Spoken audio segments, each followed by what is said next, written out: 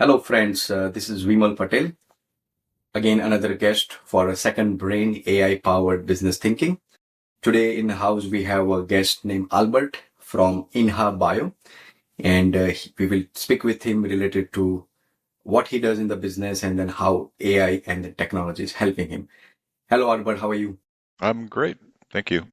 Okay, beautiful. Can you tell us more about your brand, more about your company? What do you do for Inha? Well, InhaBio was started a few years ago, and it's actually a brand concept and system that my architectural firm, Synchronous, developed. And we have been working on this um for at least 2 years. And the idea was to use this idea from finance uh, to um, leverage cost differences in different regions in the world of construction, which does do that to some degree, but nobody or rarely do people think about doing whole buildings with a lot of the labor and materials from abroad because of the difficulty or the complexity of transporting a whole building. So the idea of InhaBio is to break down a building into transportable components or modules, build them more cheaply um, abroad. We're using fabrication in Turkey, ship them over to California, and use a local contractor to assemble those pieces and finish up the work. So that combination we think is going to be less expensive than the total of conventional construction here. Plus, it has some advantages in terms of not being made out of wood, so it's not combustible construction. It's steel and concrete. It's more permanent. Okay, nice. So it's a very, very unique way in a construction industry where you have came up with that very clear idea about how to save resources, material, and then how to do it quickly and fast in a way for the consumer. Okay, wonderful. The question what we always discuss or what we always ask that how the role of technology into your this venture, into this efforts. Can you just tell us more about that, how you're using technology into this business module? Well, currently the state of the art in terms of the architectural end of it is what we're typically using. So we are designing our buildings as digital twins, and we're building them inside a computer model and developing it that way. And that process has allowed us to, uh, from that model, create detailed fabrication drawings for construction. And that's as far as we've gotten so far with regard to technology, which is currently kind of the state of the art. Okay, nice. I remember you and I were discussing related to having those smart tools, or I would say AI tools, in terms of helping the whole niche market, saying that those tools helped us. I mean, we can sit down all day long and talk about all those crazy nice tools, open AIs, and then recording tools and a lot of graphics tools which you are using, you must be using in terms of the business. Now the question is, are those tools giving or bringing an opportunity or ease in the business, or you think that there are a lot of still there are a lot of setbacks? I wouldn't say there's setbacks. I think it feels to me like we're on the cusp of something. It doesn't feel like it's established yet, and but the potential certainly is there. Because we use a standard building information management platform, Revit. I could see that being developed by Autodesk to increasingly incorporate AI into the feature set. I can totally see that, and because it's already incrementally has been moving that way toward automating some tasks that architects do. So I can see more and more of that happening in the future, and probably driving up the cost of each seat, which is already really high, but it is what it Okay, is. Yeah, okay. Yes, understood. I mean, I know you put it right way, saying that those tools are there, but in your market, it's still not there up to the mark where it, but there is a potential. There is always a absolutely. potential, saying that they will be working towards it and then it will set the expectations in the same niche market. Now, if I may ask, like, what is that complex thing what you do in your daily business transaction or business work, saying that, okay, hey, you know what? this thing is so important, but at the same time, if I have some kind of a solution to do this thing very easily, right? Like for example, I'll just put an example out there so then you can relate. Saying that, let's say back in the days, we used to write a lot of content, right? I mean, we used to write emails or maybe a blogs or maybe like if you wanted to say something to a client, to a customer, to anyone, we used to write a lot of thoughtful things into a words and then we used to send them an email. Now those kind of stuff are so automated nicely, saying that you put a nice prompt on a tool or LLMs, and then it just gives you a nice breakdown, and then not only one version, you have like a five different one to choose from, and then I can say that that just ease my business, it ease my work sometimes because it takes more time. Now it happens in a seconds. So something in that sense with that example, what do you think that in your business you think that okay, hey, this could save my day or this could save my time and life and everything? Well, it's very, very interesting what you brought up because I think there are individual tools. We use major software like I mentioned the Autodesk product, but we use the Adobe Creative Cloud Suite, and the interesting thing about all of these products are that they're individual products, right? You have to learn, you have to be trained and learn Each of each them. one. And so my job has become the bridge between software and the human Okay. bridge between Okay. software. And I think that is completely where I could see AI assisting in kind of doing what I'm doing, which is kind of a needless task, right? It's bridging different companies' tools as opposed to having those tools work together already. One of the things I do occasionally is I visit University of Southern California, and I sit in as a juror on their thesis presentations for the building science program. And one of the hot topics that people are studying is building tools to bridge between different highly technological pieces of software that do energy analysis or daylighting analysis and things like that, because that's or modeling, 3D modeling of elements that incorporate data that's generated by other software. So all of that stuff is what people do, and that too could be automated. However, because it falls in the gaps between different companies and different specialties, it hasn't yet really happened. Okay, nicely, Albert. So what I'm hearing is that the first portion you said that since you are a bridge between these softwares and tools, that's still nicely put it over there, saying that still there is a human requirement. So not that first about that AI will take our job or AI is not helping in a way or it's always a setback. It's always a positive thing, saying that there is a human involved using the tool smartly and then put it and plug it at the nice way and then get the job done quickly.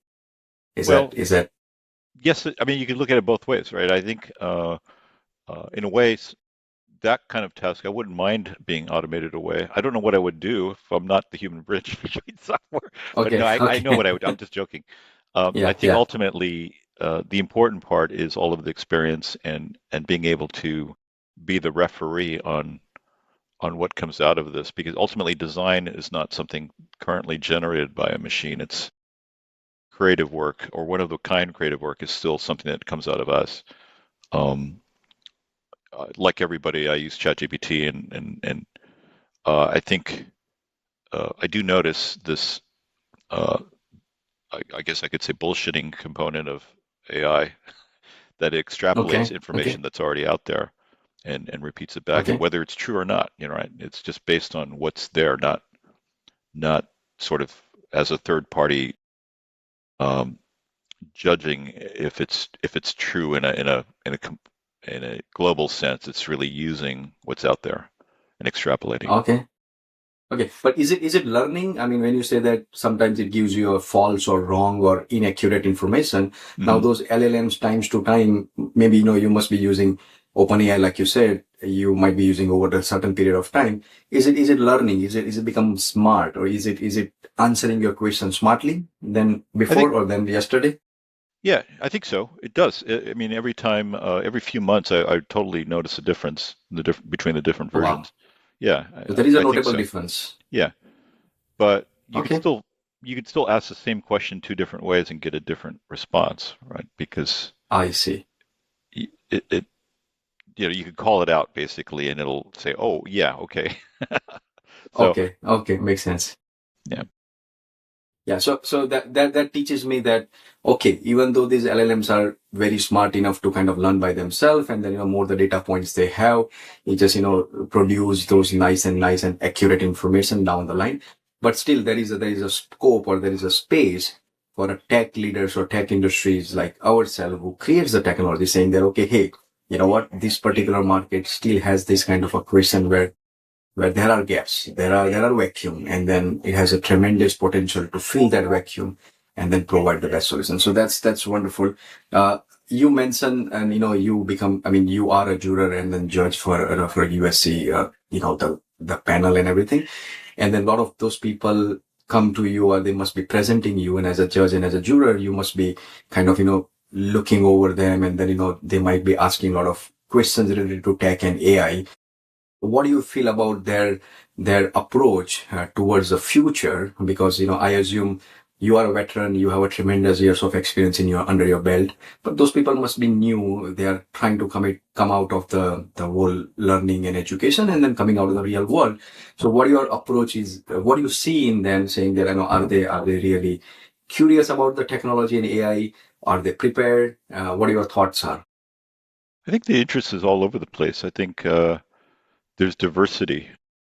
Some people are very focused on software tools. Some people are focused on social change and more traditional design solutions and studying demographics and things like that, that aren't so much focused on AI or not AI. Uh, but it does feel so far, I mean, just as of a month ago, since the last time I was there, it still feels like we're on the cusp. We're not, it's not Okay. established yet. And I could see, they see, I see, everybody sees this potential of big change, but it's not yet a done deal. Wow. Okay. So nice. So they are curious, they are motivated, and then they are ready to come in the market along with a lot of changes happens the other side of our side to create something new and crazy, and then they will work on it. Okay. Beautiful. The next question I would always ask my guests are, uh, you know, is there anything you can say that, okay, hey, in AI, if this happens, then that would be a setback for my business. I mean, any negative point you come up with your mind saying that, okay, hey, we don't like this thing where certain things are happening, and then that may or maybe more or less impact our business. Oh, definitely.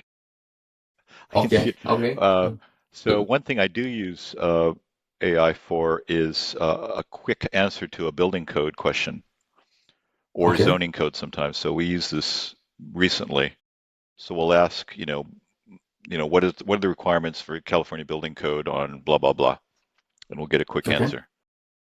Okay. But if there isn't any experience and judgment behind it, we could totally get ourselves into trouble by simply listening to ChatGPT tell us an answer, or zoning code especially is another one where it'll quickly look through the internet for a particular jurisdiction's requirements for building height, setbacks, things like that, and we'll quickly rely on it as a quick stopgap. But I think there's a danger there of getting answers like that because you can imagine it's a domino effect. We use these little bits of information to do a design, which we might spend hundreds of thousands of dollars messing around generating the design. That'll turn into a building that's millions of dollars, and you could see that if there's a mistake somewhere early on that gets perpetuated, it really could have an impact.